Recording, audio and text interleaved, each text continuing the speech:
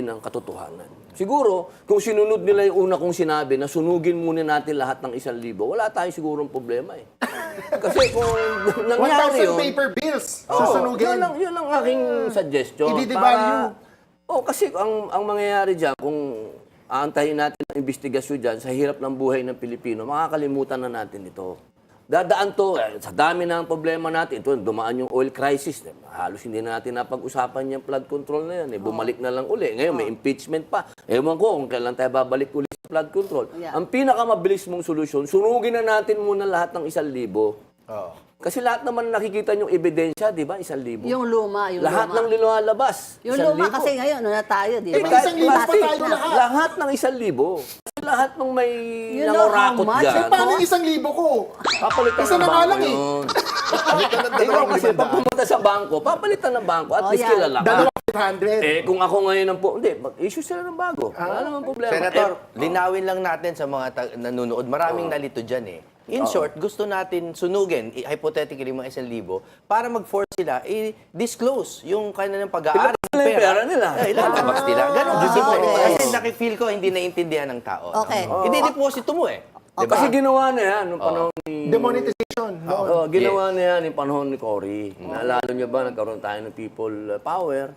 Talagang ang pera natin noon, may mga perang hindi na talaga tinatanggap. Tsaka At lumabas yung gumawa mga ng bagong pera. Lumabas yung nakaganon, 500. Kasi nga, para yung mga nagtatago ng pera na yun, hindi nila magamit. Yes. Okay. On that note, let's go to headline number 2.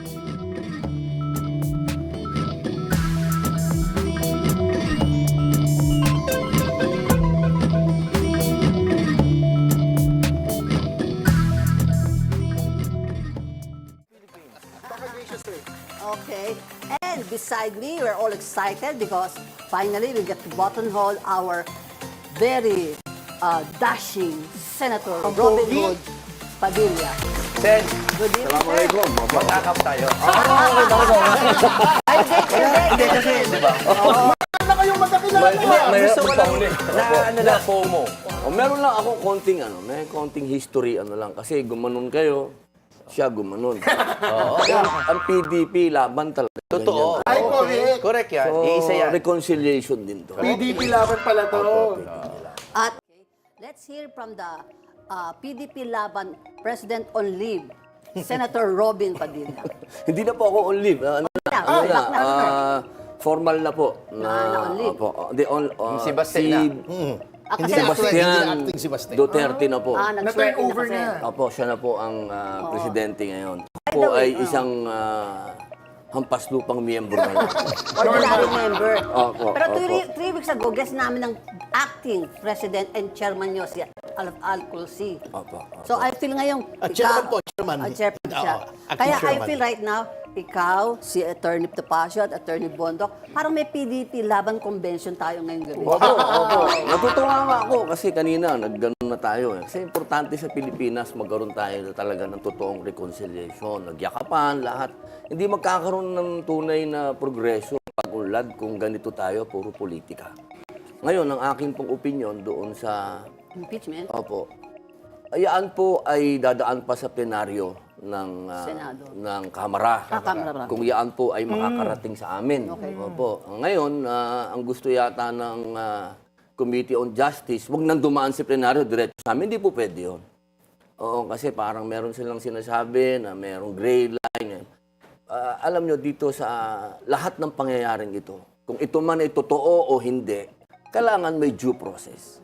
Yan, inulit-ulit na yan ng Supreme Court. Kapag ka hindi natin dinaan sa tamang proseso at lumagtaw-laktaw na naman, kung saan-saan na naman dinaan, wala na naman pupuntahan to kundi nag-aaksaya tayo ng pera ng taong bayan.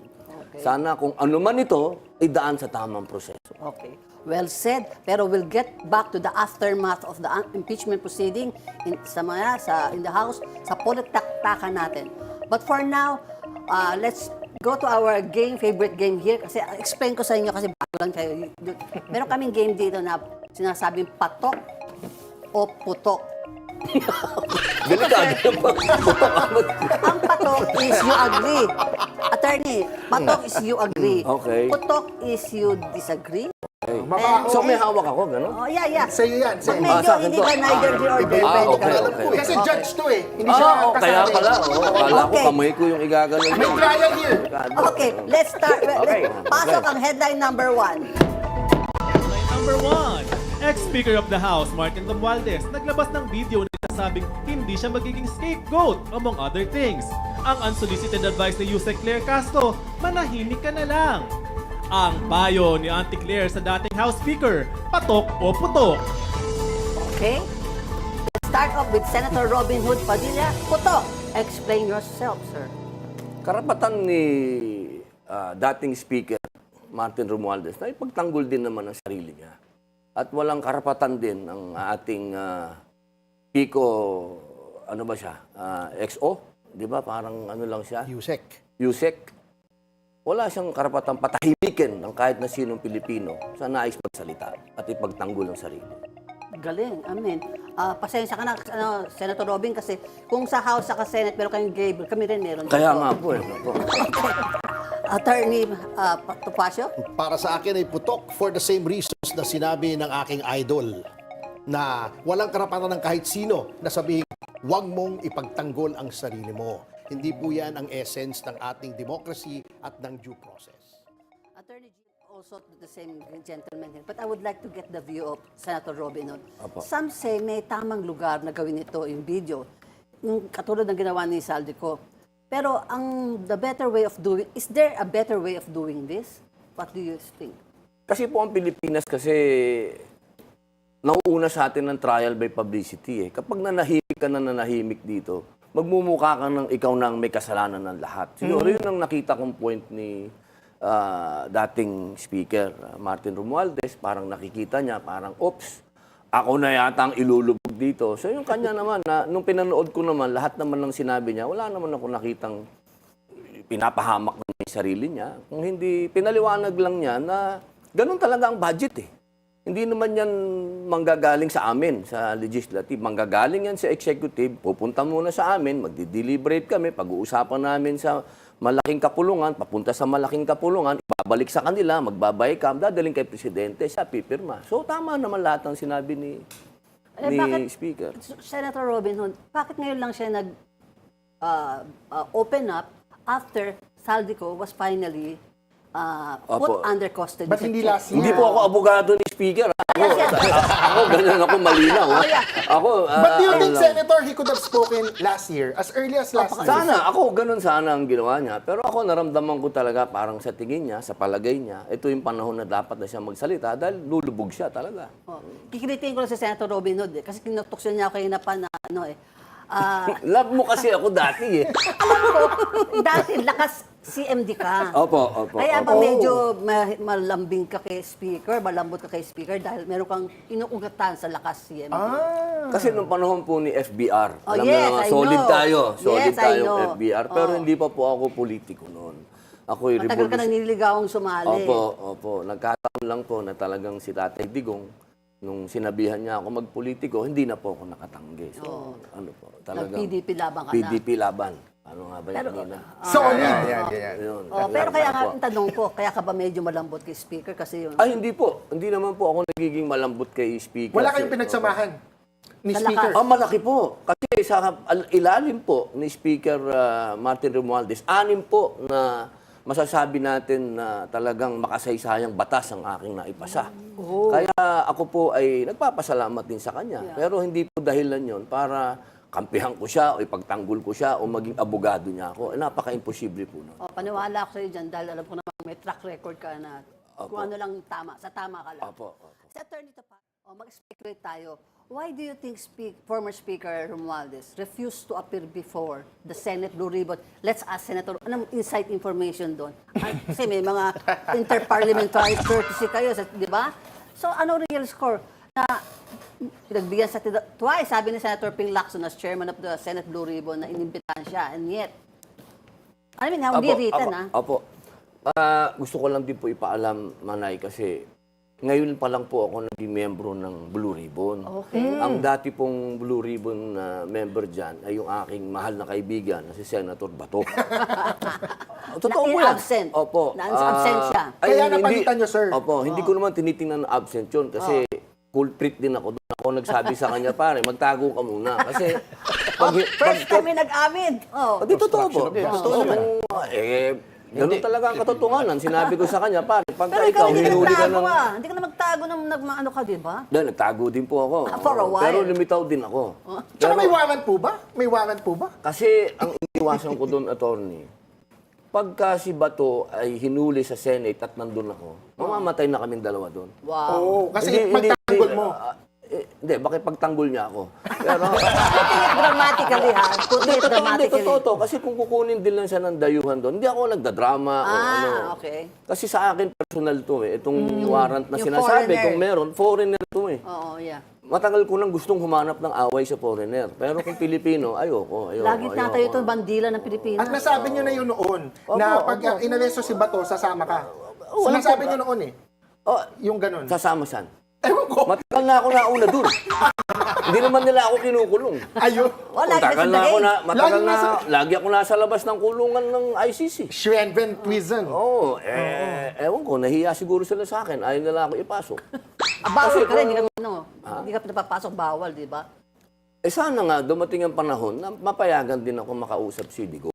Kasi isang taon na akong nasa labas lagi ng ICC. At hindi ko kinakatakutan ng kulungan, lalo na yung sa abroad, sarap na kulungan. I have doon. a question, Mami Chusen. Sorry. With the confirmation of charges and the dismissal on the jurisdictional issue, is Senator Bato, would you know, kung ikaw or si Senator Bato, are you more concerned now that the warrant is real? Matagal na kaming concern sa warrant. Nagmula pa lang nung nangyari kay Digong yan. Nasa Hong Kong tayo noon kung naaalala nyo. Tayo pa yata Tayo magkatabi. yun. At inaawat natin siyang umuwi. inaawat namin umuwi. Eh, sino si po ba Digong. nagpa-uwi? Siya, gusto niya alam mo umuwi. si Digong, matapang na tao eh. Hanggat sinasabi naming wag umuwi, yun naman, alam mo kasi talagang palaban yun. Kaya umuwi pa rin siya.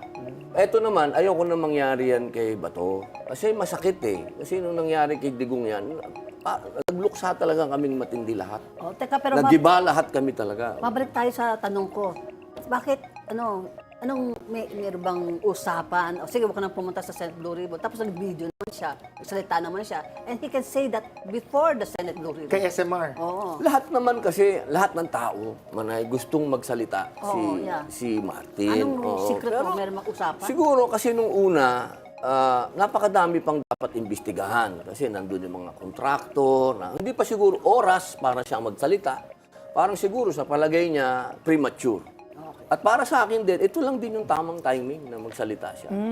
Kumbaga sa istorya, kumbaga sa script, kumbaga sa pelikula, hindi siya pang supporting role. Dito tayo Stellar bida. role, oo. Tsaka hindi siya top actor siya dito eh. May progression yung script. Cheese Escudero. Oh, kay Chis Escudero. Some say kasi sinasabi na nga ni Attorney Jess na eventually pati si President and his son, House Majority Leader Congressman Sandro Marcos might be dragged into this kasi nag-hint na nga di ba sa si Martin, Speaker Martin sa kanyang sinabi. Ano dating sa iyo ng mga sinabi ni Speaker Martin on that score? Ako, doon muna sa una. Yung Okay. tungkol muna kay Senator dating Pangulo na Senator Chis Escudero. Bumoto ka against him, di ba? Hindi. Hindi, okay. Oo, majority Oo nga ako pala dati. kayo, oh, yeah. Oo, Kaya tsaka, pala nga na yun. Tsaka minority sila ngayon. Oh, yeah. Ako, 6 na batas ko ang pumirma, ang pumasa dahil kay Chis. Okay. Yung patungkol dyan sa budget na yan ng 2025, mula 2022, 2023, 24, 25, hindi ko, kasi baguhan lang akong senador, hindi ako pumapil dyan sa budget. Ibig sabihin, hindi ako nagmiyembro. Nag-aral ka muna. Nag-aral. At the same time, ayokong makialam dyan. Yeah. Kasi para sa akin, para yan sa mga veterano. Kaya kung ano yung mga pinag-uusapan nila dyan tungkol sa budget, kung mapapansin nyo, tahimik ako dyan. Kasi hindi mo matututunan yan ng 3 taon. Yan ang pinakamahirap na palagay ko, pati yung mga veterano, hindi nila maintindihan yan. Saka kung gaano Mahirap- kalaki, di ba? Kung mahirap- page by Mahirap page. pumapil yan. Oo. Mahirap pumapil dyan. So, mahirap ako magkomento sa isang bagay na hindi ko yan pinag-aralan. Kasi ayokong hawakan yan eh. Basta tungkol sa pera. Oh, Ayokong so hawakan ano yan. ang ano mo dyan Oo. sa ano? Bahala sila dyan kung anong magiging investigasyon nila. Ako, naniniwala ako na lalabas din ang katotohanan. Siguro, kung sinunod nila yung una kong sinabi na sunugin muna natin lahat ng 1,000, wala tayong sigurong problema eh. Kasi kung nangyari 1,000 yun, paper bills. Oo, Susunugin. yun ang aking suggestion. I-devalue. Kasi ang mangyayari dyan, kung aantayin natin ang investigasyon dyan sa hirap ng buhay ng Pilipino, makakalimutan na natin ito. Dadaan to, sa dami ng problema natin, ito, dumaan yung oil crisis. Halos hindi na natin napag-usapan yung flood control na yan. Bumalik na lang uli. Ngayon, may impeachment pa. Ewan ko kung kailan tayo babalik uli sa flood control. Yeah. Ang pinakamabilis mong solusyon, sunugin na natin muna lahat ng 1,000. Kasi lahat naman nakikita yung ebidensya, di ba? 1,000. Yung luma, yung Lahat luma. ng lumalabas. Yung 1,000. luma kasi ngayon, ano na tayo, di Eh, ba? may 1,000 pa Plastic tayo na. lahat. Lahat ng 1,000. Kasi lahat ng may You know nangurakot how much? dyan, Eh, paano yung 1,000 ko? papalitan Isa ng na nga bangko lang eh. yun. Palitan ng Ikaw kasi 2,500. pag pumunta sa bangko, papalitan ng bangko at Oh, least yan. kilala ka. Dalawa 500. Eh, kung ako ngayon ang hindi, mag-issue sila ng bago. Wala namang problema. Senator, linawin lang natin sa mga nanonood. Maraming nalito dyan eh. In short, gusto natin sunugin, hypothetically mga 1,000, para mag-force sila, i-disclose yung kanilang pag-aari. Ilabas nila yung pera nila. Ilalabas nila. Ganon kasimple. okay. Kasi nakifeel ko hindi naiintindihan ng tao. Okay. Hindi-deposito mo eh. Diba? Kasi ginawa na yan nung panahon ni... Demonetization. noon. Ginawa na yan yung panahon ni Cory. Naalala niyo ba, nagkaroon tayo ng people power. Talagang ang pera natin noon, may mga perang hindi na talaga tinatanggap. Tsaka At lumabas yung gumawa mga ng bagong pera. Lumabas yung nakaganon, 500. Kasi nga, para yung mga nagtatago ng pera na yun, hindi nila magamit. Yes. Okay. On that note, let's go to headline number 2.